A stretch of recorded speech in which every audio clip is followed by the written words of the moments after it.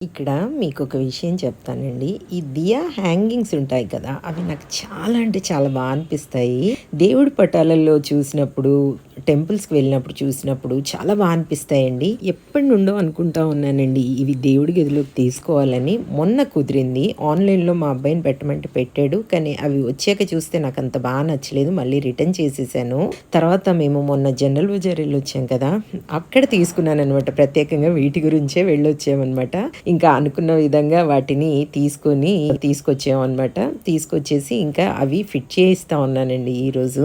ఏంటంటే నాకు ఈ దియా హ్యాంగింగ్స్ చాలా అనిపిస్తాయి. బ్రాస్‌వి తీసుకున్నామనమాట. ఇత్తడివి బావుంటాయి కదండీ! కాబట్టి ఈ ఇత్తడివి తీసుకున్నాం. దానికి కోటింగ్ వేయిస్తారు కదా!